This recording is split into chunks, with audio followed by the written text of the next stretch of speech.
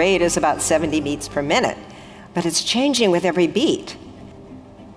These beat-to-beat changes in heart rate create a pattern. The pattern of the heart rhythm is what's informing the brain. And we found from other neurocardiology research that the heart actually has its own little brain inside that can sense, feel, learn, and remember its own intrinsic nervous system, and it wasn't really discovered until the 1990s. So if you look at this, you can see that the signals from the heart going through the vagal nerve to the brain are actually going right to the thalamus, which synchronizes cortical function, and then to the frontal lobes, and they're going straight to the amygdala, the emotional memory center. And the core cells of the amygdala actually synchronize to the heartbeat.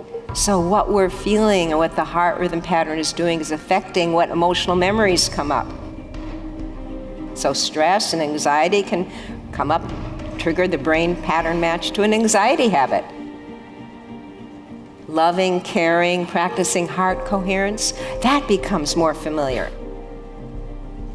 And the brain and the amygdala respond as a pattern matching computer.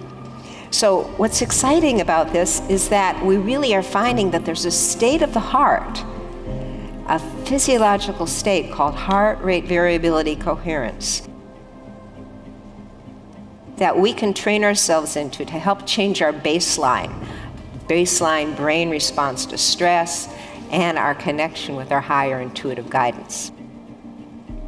It's a big paradigm shift that the brain isn't controlling everything. That the heart actually sends more signals to the brain telling the brain what to do than the brain sends to the heart. Most of the traffic from heart to brain, 90% of it is afferent from the heart and the body. So picture heart intelligence as the flow of awareness that happens when the heart, brain, mind, and emotions are in coherent alignment. And that gives us connection more with the intuitive guidance. What gets us into heart coherent state more and more? It's that sincere shift out of the mind to the heart, like that beautiful meditation, letting it really shift to the heart center and really putting out love, care, compassion, kindness, appreciation. That increases what we call personal coherence.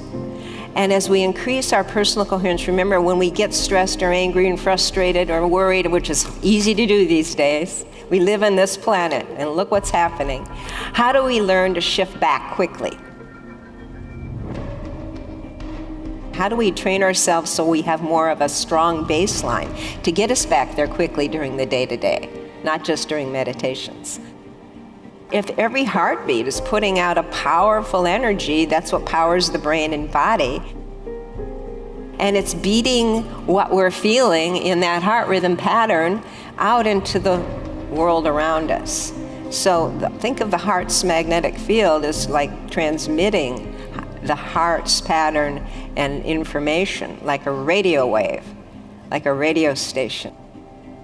We are affecting each other's fields all the time. That means we can affect each other. We all know that intuitively, but to see it measured and to see how strong a role the heart plays in it, actually a priori to the brain, that means we all really need to pay attention to what's going on in our heart and our feelings. That human cognitive functions and emotions and behaviors are affected by each other's magnetic fields. And the Earth's magnetic fields are carriers of biologically relevant information connecting all life together and forming all life. And so we're all affecting this global information fields. Large numbers of people getting in this true heart coherent state of love, care, appreciation in their synchronized meditations can have a more dramatic impact on the Earth's fields and benefit others and really help offset the planetary stress wave that's going on in the field. So this entrainment of our heart and brain and this entrainment between each other can lift the field environment, and so lift the vibration of the field. In fact, coherence is understood in physics terms all the way at the quantum level, down to nature, into the human level. We can see coherence at every level. And that links us to other dimensions, which is what we all need. Like a laser light is coherent photons, much more powerful than incandescent light. So we can access that potential within ourselves. A first step for all of us to raise the vibration of the collective field environment is taking more responsibility for our own energies and what we're feeding the field each day, making it easier for others to connect with their higher potentials and increase joy.